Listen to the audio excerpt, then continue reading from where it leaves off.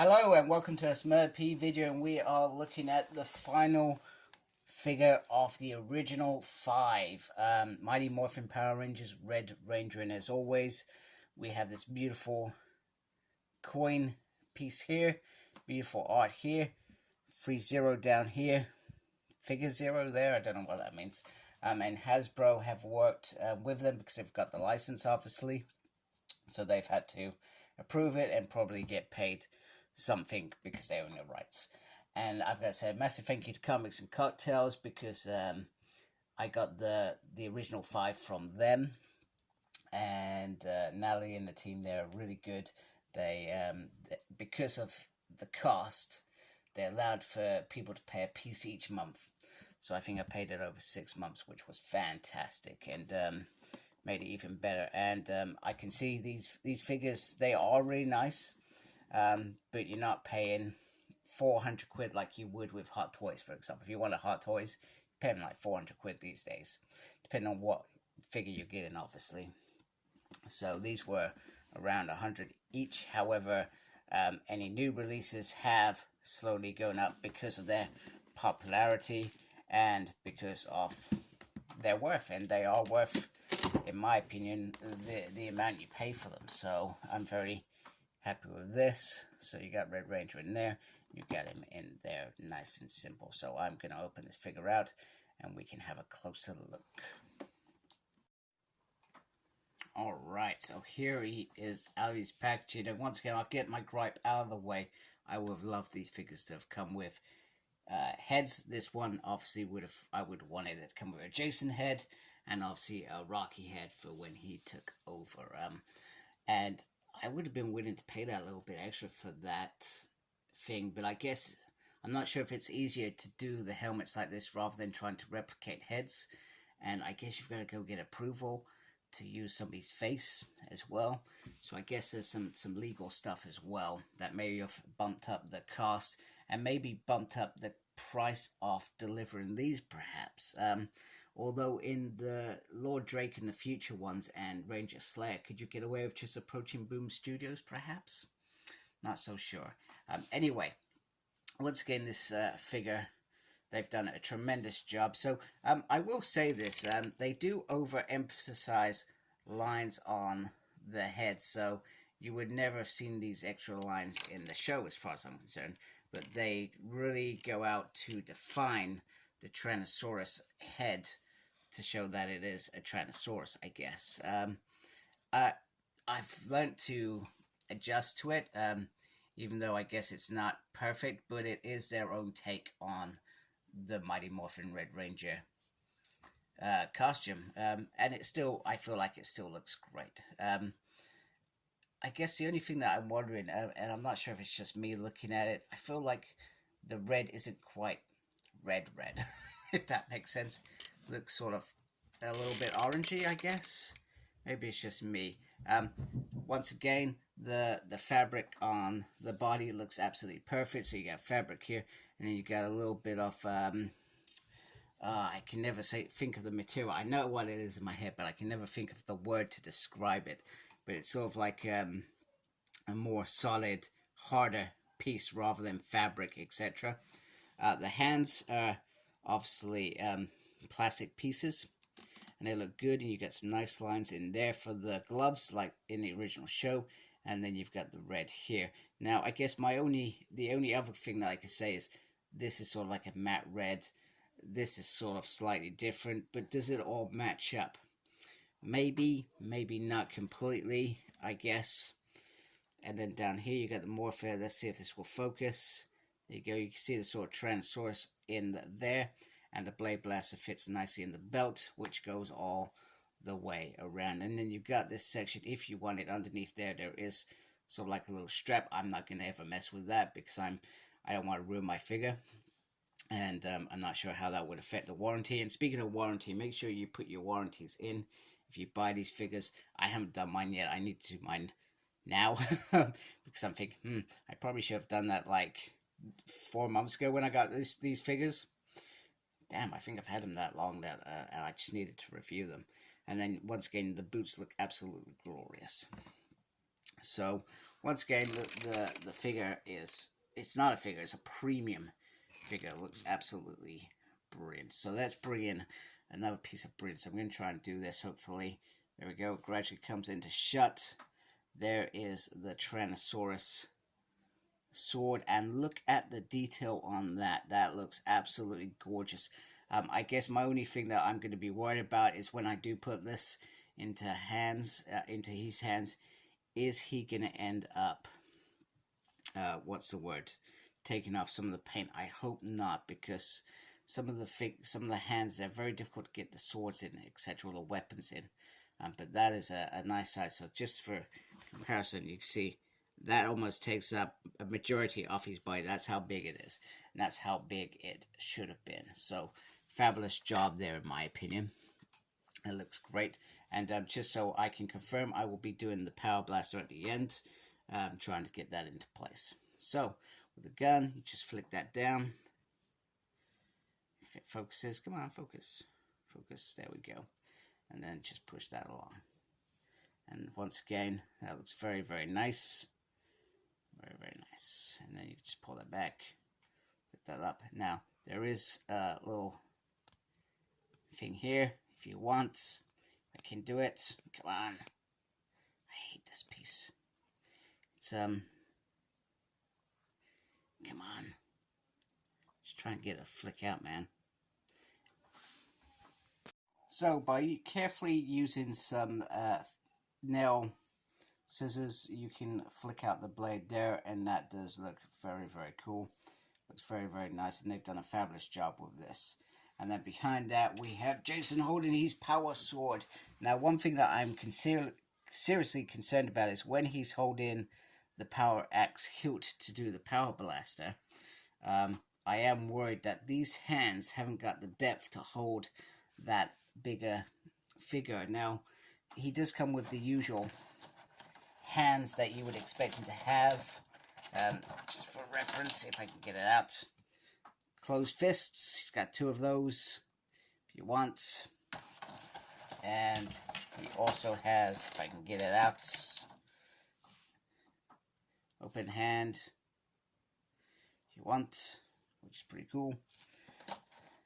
And then he obviously has these hands where he's like, you don't want to mess with me, fool.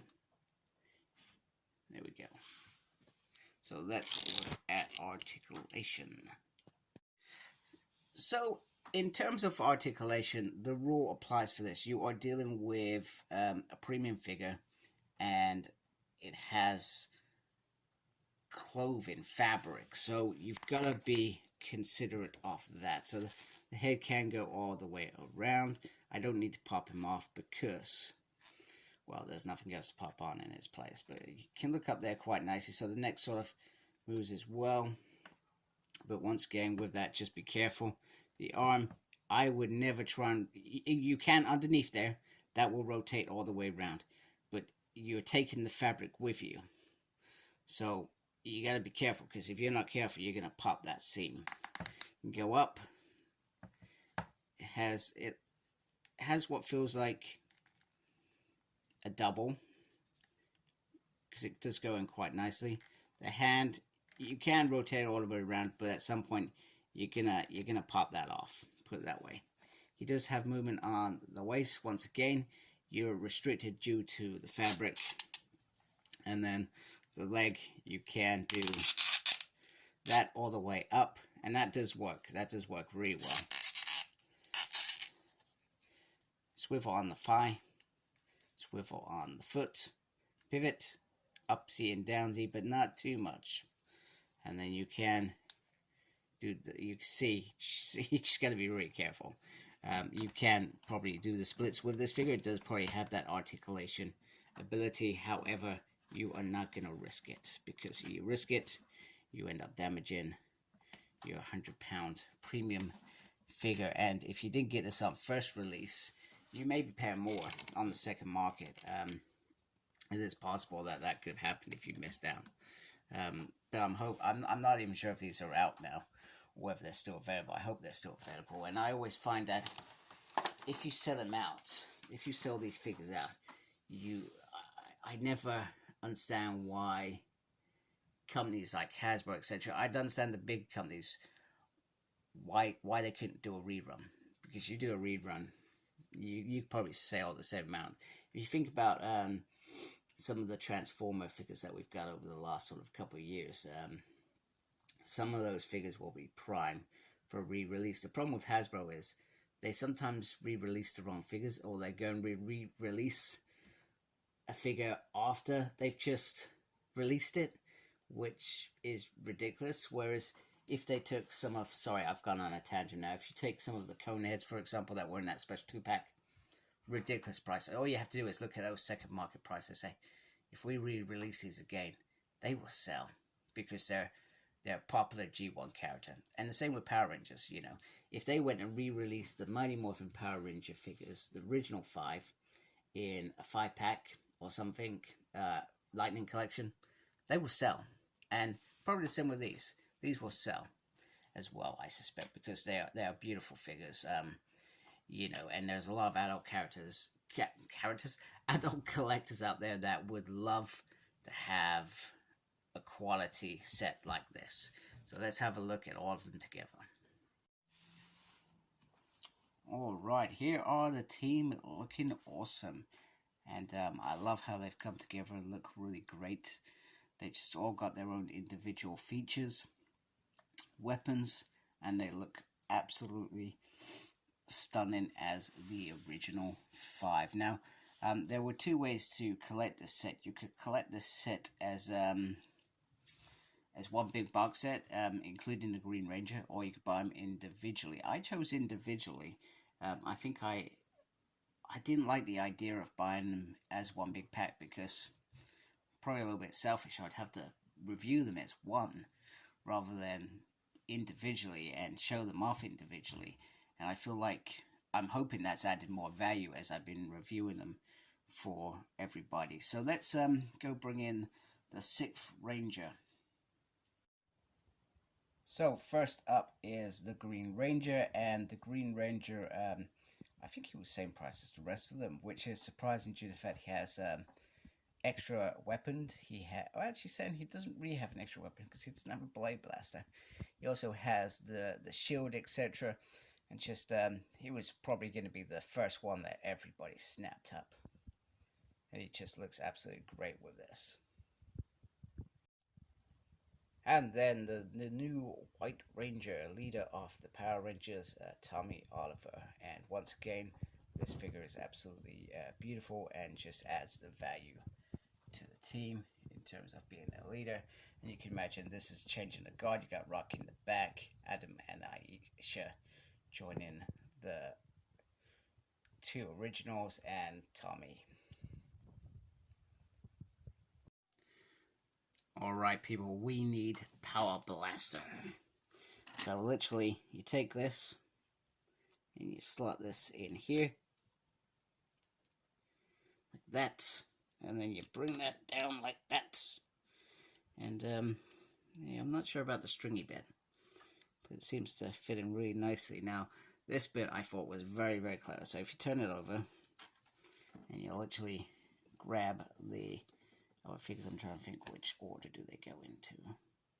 That's right. And this bit was so ingenious, because I was looking at it and saying, well, how on earth does this connect? I'm expecting ports, etc. No, you don't need ports, because it's magnetized. Look at that. Absolutely brilliant.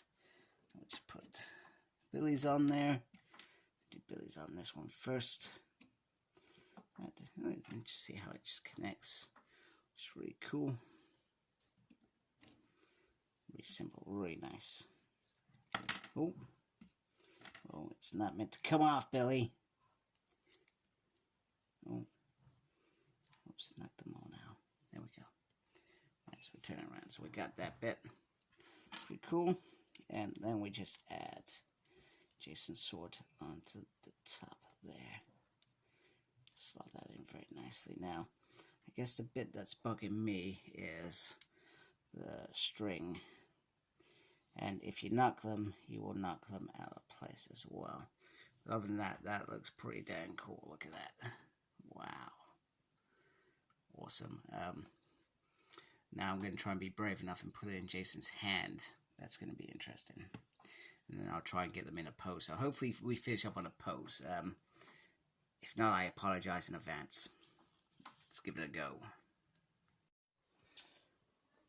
Alright, so as expected, the Power Blaster is very, very top heavy. So I've already got him into a position where I was very comfortable with him, and then he dropped. If you tried to put this at him standing straight as in the show, I feel like it would have been worse. So I've tried to put him at an angle to try and get him to do this a little bit better. So it's very awkward. It's not fun, and I mean, I'm not sure about some of the other guys that do these things out there. I feel like if I kept him in this position, I will end up at some point him falling and these being snapped or something along those lines. So this is, I think, going to be one of those times that I do this one-off thing and that's it.